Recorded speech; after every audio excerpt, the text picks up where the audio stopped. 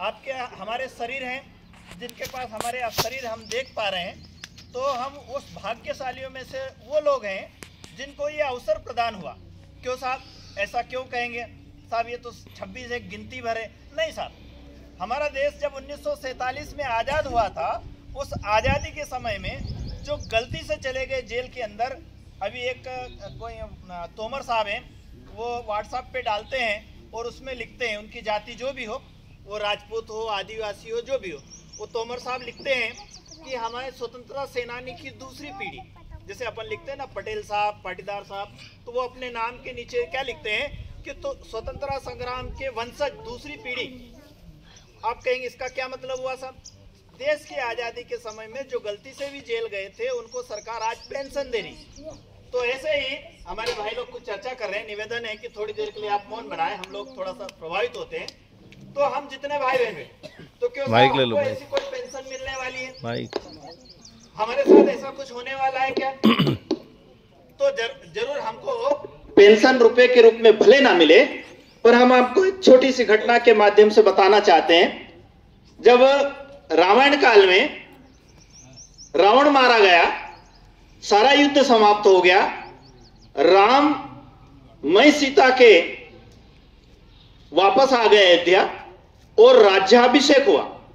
तो जब किसी राजा का राज तिलक होता है तो राजा अनुदान वरदान बांटता है, देता है सबको, जिसकी जो पात्रता हो। जैसे छोटा बच्चा हो, अभी कुल्फी वाला आएगा तो कुल्फी ले लेगा, चॉकलेट वाला ले लेगा, है ना, ब्याह शादी होगी तो उसके लेवल के कपड़े मिल जाएंगे, जो जो साधन मिलता। जब चक्रवर्ती सम्राट भगवान राम का राज्याभिषेक हुआ, उसके बाद उन्होंने देने की परंपरा दी, जो जिसको आया। हनुमान जी बैठे रहे, सबको मिल गया। सुग्रीव को राजा बना दिया, अंगद को युवराज बना दिया, सेना के जो सेनापति थे अलग अलग राज्यों के जो उनको प्रमुख सेनापति बना दिए। हनुमान जी चुपचाप बैठे।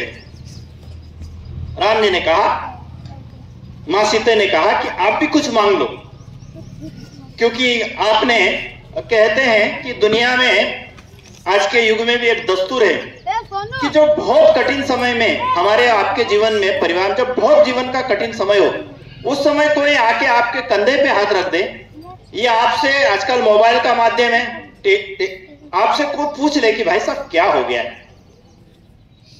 कोई घर कोई ऐसा संकट आ गया हो, बीमारी आ गई, पूछ ले। वो वहां कोसों दूर है, कर तो कुछ सकता नहीं, पर बड़ी हिम्मत होती, बड़ी हिम्मत आती है। और शास्त्र भी कहता है कि ऐसे समय में जो याद कर ले, ऐसे समय में जो मिल ले, ऐसे समय जो समाचार जान ले, वो व्यक्ति का सच्चा भक्त होता है, वो सच्चा साथी होता है। शास्त्रों तो ये कहता है वो हनुमान होता है। तो राम जी ने कहा, हनुमान जैसे कि मेरे जीवन में जब जब संकट आए, कब कब लक्ष्मण मूर्छित हो गए तो आप जो है जड़ी बूटी के लिए उसको लिए आए, सीता की खोज करनी पड़ी, उस समय की भी देखो, ईश्वर की योजना देखो, सीता की खोज के समय की योजना देखो। सारे लोगों को कहा आप पूरब जाइए, आप पश्चिम जाइए, आप उत्तर जाइए, आप दक्षिण जाइए, सबको रवाना कर दी। हनुमान जी तब भी बैठे थे, किसी को कुछ नहीं दिया। आखिरी में हनुमान जी को बुलाया और उन्होंने अपनी रत्न जड़ित राज मुद्रा जो अंगूठी थी उसको दी। आप कल्पना कीजिए कि जब राम जी को पता ही नहीं कि सीता कहाँ है, ढूंढने जा रहे हैं, दूसरों को भी कुछ निशानी देते, नहीं दिए, सिर्फ हनुमान जी को दी। कहा कि ये साहब, उनको जानते थे कि एक लीला है, एक योजना है, उनको पता है कि ये जाएंगे और जब मां सीता का आमना सामना होगा तो कैसे बताएंगे कि ये राम के ओरिजिनल दूत थे, क्योंकि रावण मायावी था, वो नकली हनुमान भी बना देता, नकली राम का शिष्य भी बना देता, जो चाहे सो बना सकता था। तो उन्होंने कहा ऐसी स्थिति हम बन सकती है, तो उन्हीं को दी। तो उन्होंने कहा तब भी मेरी मदद करी, हर क्षण आप मेरे संकट में उपस्थित रहे, आप भी कुछ न कुछ ले लो। तो हनुमान जी ने क्या कहा? हनुमान जी ने कहा कि मुझे भूतपूर्व नहीं बनना, भूत नहीं बनना। जैसे कोई सरपंच बना और 5 साल बाद वो सरपंच हार गया तो सरपंच क्या हो जाता? भूतपूर्व सरपंच। कोई कलेक्टर होता और रिटायर हो जाता तो भूतपूर्व कलेक्टर, भूतपूर्व प्रधानमंत्री, भूतपूर्व राष्ट्रपति। तो ये राजा, ये पद जो है मुझे नहीं चाहिए। मां सीता ने बहुत आग्रह किया कि कोई पद ले लो, एक पद तो ले लो। तब फिर हनुमान जी ने बड़ी हिम्मत करके कहा कि मुझे एक पद नहीं, मुझे 2 पद चाहिए। तो उन्होंने कहा अभी तो आप कह रहे थे कि 1 पद भी नहीं चाहिए और अभी 2 पद चाहिए। तो ने हाँ साहब 2 पद चाहिए क्या? तो भगवान ने कहा कि आप ले लीजिए। हनुमान जी सीधे आए और भगवान राम के चरणों में दोनों पैर पकड़ लिए, बोले ये मुझे चाहिए। सीता मां घबरा गई कि भैया इस पे तो मेरा अधिकार है, आप ये क्या कर रहे हो? तब सीता माता ने कहा कि दुनिया में कहीं भी राम जी का मंदिर बनेगा वहां आपकी उपस्थिति अनिवार्य होगी। तो भाइयों और बहनों, हम जितने भाई बहन यहां बैठे हैं उस हनुमान से इस तरह से कम के नहीं। भले हम खेती किसानी करते हैं, मजदूरी करते हैं, जैसे भी हमारा निर्वाह होता, क्योंकि हमको इस चोले में रंगा इसी कारण परमात्मा ने कि पूर्व जन्म में हमने कोई शानदार कार्य किया हो। परंतु हमारी दिक्कत क्या हो गई, आपकी हमारी दिक्कत क्या होगी? अभी भाई साहब हमारे कह रहे थे कि जब भी आते हैं सबके लिए होता है, नहीं आ पाते।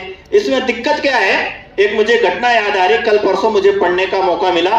पढ़ने की बीमारी है, 1 आध घंटा पढ़ते हैं, नहीं तो नींद नहीं आती है। पढ़ते पढ़ते एक घटना पढ़ने को याद आ गई। वो घटना इस प्रकार की है कि एक बहुत बड़े संत होते हैं और वो संत क्या होते हैं, उनको लगा कि अब ये भौतिक शरीर जाने वाला, जैसे अपने को मालूम पड़ जाए 1 दिन पहले का मरने वाले, तो छोरा छोरी को सब बता देते कि उससे लेना न उससे देना, नहीं यहाँ नहीं यहाँ। तो जब गुरु मरने लगे तो अपने चेलों को बुलाया और उसमें से जो प्रमुख था उसको धीरे से बुलाया, बाकी को सबको रवाना कर दिया, एक को बुलाया और कहा, क्या कहा? बिल्ली मत पालना, मांजरी मत पालना, और मर गई। अब वो टेंशन में आ गया, उसके आगे कुछ नहीं बोला, उसके प्राण निकल गए। क्या मत पालना? बिल्ली, मांजरी मत पालना। वो टेंशन में आ गया, साला इसका क्या रहस्य? वो तो जानना चाहता था, कुछ बता जाए, भाई गुरुजी ने इतने जीवन भर तपस्या करी, साधनाएं करी, तो कुछ तो बता जाए। तो उन्हें क्या कहा? मांजरी मत पालना। अब वो सोचता रहा, परेशान हो गया। काफी समय जब बीत गया, तो काफी समय बीत जाने के बाद उसने क्या करा, उनके साथ जो शुरू में शिष्य जुड़ा था उसको ढूंढा और पूछा कि गुरुजी तो गए पर एक बात कह गए कि मांजरी मत पालना, इसका क्या रहस्य? बोले बहुत बड़ा रहस्य। बोले बताइए साहब क्या रहस्य जो आपके हमारे लिए लागू होता है? बोले क्या रहस्य है? बोले साहब उसका रहस्य ऐसा है कि गुरुजी जब इस मंदिर में आए थे, साधनाएं शुरू में करी, तो यहाँ पे बीहड़ जंगल था, बहुत सारे चूहे थे, तो जिधर उधर से उनको परेशान करते थे। कभी धोती कुतर देते थे, कभी फल खा जाते थे, कभी सिर पे चढ़ के बैठ जाते थे, कभी कभी उसके अंग को भी कतर देते, काफी परेशान हो जाते थे। तो उन्होंने क्या करी, एक बिल्ली पाल ली। अब बिल्ली पाल ली तो बिल्ली ने 4-8 दिन में सारे चूहे सपाट कर दिए, चूहे बचे नहीं। अब बिल्ली को क्या चाहिए? दूध चाहिए। तो गांव वालों ने कहा किसी के इनके यहाँ भैंस है, फलाने बार के सर के यहाँ भैंस है, 2-4 दिन दूध लाके दिया। उन्होंने कहा इसका समाधान नहीं होता है। उन्होंने कहा कि ऐसा करो, गुरुजी को एक गाय लाके दे दो। हाँ, रोज दूध लाके कौन दे, गाय दे दो। अब गाय लाके दे दी। तो गांव वालों ने एक दिन उसमें चारा डाला, एक दिन चारा, 8 दिन चला। उसके बाद कहा कि यार गुरुजी रोज कौन चारा लाके डाल के दे, तो फिर क्या करना? और गुरुजी को ऐसा करो कि 2-4 बीघे जमीन दे दो। ठीक है साहब, सबने मिलके थोड़ी थोड़ी जमीन करके 4-5 बीघे जमीन दे दी। अब जमीन दे दी, वहां चारा लगा दिया, गाय चरने लगी, करने लगी। अब वो चारा भी लगा था, अब उसको काटे करे कौन, उसकी सेवा कौन करे? तो किसी ने कहा गुरुजी ऐसा करो, अब तो आप शादी कर लो। क्या कर लो? शादी कर लो, तो तुम्हारी भी सेवा करेगी, गाय को चारा भी डालेगी, गाय का दूध भी निकालेगी, ये करेगा। तो ने कहा संभव नहीं है। अब वो क्या है, आसपास कहीं वो विधवा रहती थी, वो नहीं माने तो उसको काम पे रख लिया। अब काम पे रख लिया, वो काम करते करते उनको ज्यादा लगा हो गया, लोगों को संदेह हुआ कि साहब ये यहाँ रहती तो अब तो आपको ब्याह करना पड़ेगा। अब गुरुजी का जबरदस्ती ब्याह करा दिया। अब ब्याह करा दिया तो 1-2 साल में 2-4 बच्चे हो गए। वो चीचा, अब वो जब करने बैठे तो कोई चोटी खींचे, तो कोई कान खींचे, तो कोई ये करे तो वो करे। अब वो परेशान हो गया, साधना करते करते परेशान हो गया। आखिरी में जब मरणासन स्थिति हुई तो बोले इसीलिए वो कह गए, क्या कह गए? बिल्ली मत पालो। तो अभी जो भाई लोग नहीं आ रहे हैं, तो ये हमने सबने मांजरी पाल रखी, भाई ने बेटे इनने भी पाल रखी, मैंने भी पाल रखी है। जिनने बिल्ली नहीं पाल रखी वो देश के प्रधानमंत्री बन के बैठे हैं, देश के नरेंद्र मोदी, उत्तर प्रदेश के मुख्यमंत्री बन के बैठे, क्योंकि उनने मांजरी पाली नहीं। और अपन ने क्या करी, उंदरे के चक्कर में मांजरी पाल ली। अब वो उंदरे के चक्कर में मांजरी पाल ली तो समस्या खत्म होनी नहीं, और ये अनंत चलने वाली। परंतु भाइयों बहनों, जो युग निर्माण योजना जैसे हमारे भाई साहब ने कहा था 2026 में, उसी के निर्मित ये गांव-गांव प्रोग्राम हो रहे, चाहे वो 9 कुंडी हो रहे, चाहे वो 24 कुंडी हो रहे, चाहे वो 5 कुंडी हो रहे, चाहे वो प्रज्ञा पुराण हो रहे, उसमें कितने लोग आ रहे इसका कोई महत्व नहीं। हमारी कितनी श्रद्धा भावना है, शक्ति है, सामर्थ्य है।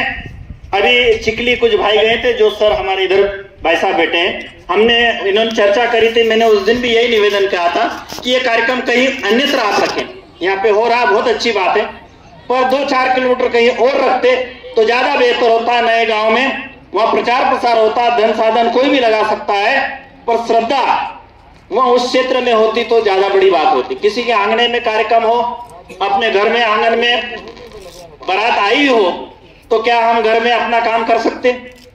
नहीं करेंगे, क्योंकि साहब राजी नाराजी के जो रिश्तेदार हैं वो करेंगे। तो आप और हम जो है यहाँ भूमि पूजन करने के आए, यहाँ जितने भाई आए हैं, कम से कम 3 माला का जप करें, हो सके तो तब तक साप्ताहिक एक व्रत करें इस कार्यक्रम की सफलता के लिए। जैसे भाई साहब ने बताया ज्यादा टाइम है नहीं, उस सीजन में जो तारीख आ रही है 8, 9, 10, उसी तारीख में बहुत सारी ब्याह शादियां अभी जहां तक हमारी जानकारी है।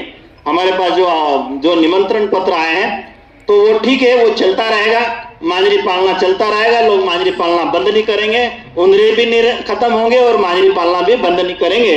पर आप हम कौन है? हनुमान स्तर के लोग हैं। गुरु चरणों को पकड़ने का हमको सौभाग्य मिला है। नहीं तो जो हम कपड़ा पहने हैं वैसे इसकी कोई बहुत भारी कीमत नहीं है, कोई भी बाजार से खरीद के पहन सकता है, पर इसको धारण करने के बाद जो तब्बल पैदा होना चाहिए, जो काम करने का जज्बा पैदा करना, ये हमारा सौभाग्य है। तो भाइयों बहनों, जो हमारे जोड़े भाई साहब आ चुके हैं, मैं भाई साहब से निवेदन करूंगा कि विधिवत आप पूजन कराएं। और भाई साहब किसी का प्रतीक्षा करनी है क्या? आइए आगे के क्रम हमारे वरिष्ठ भाई पूजन का क्रम संपन्न करें। बोलिए गायत्री माता की, यज्ञ भगवान की। के साथ आज का कार्यक्रम प्रारंभ करते हैं। एक बार पुनः गायत्री मंत्र सभी बोले। मीटर सही बना के मेरे पास डाल दें, न्यूज में लगवा दें। पूरा होने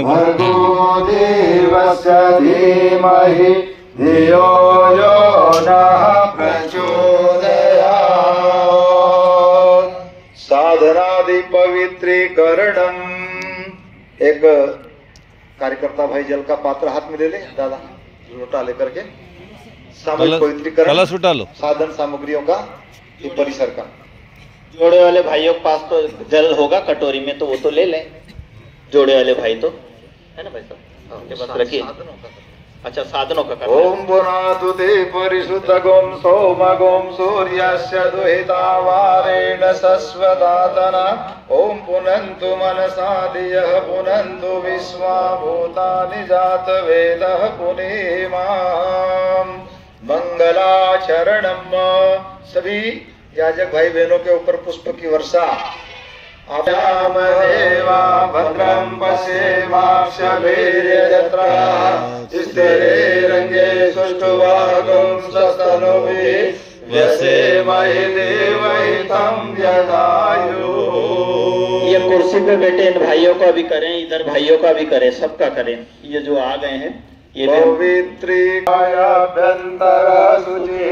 ओम पुनातु पुंडरीकाक्ष पुनातु पुंडरीकाक्ष पुनातु आचमनम।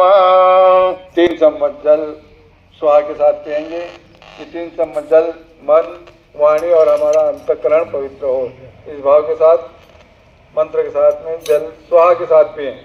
ओम अमृतो वस्त्रणमसि स्वाहा। फिर एक बार लेंगे।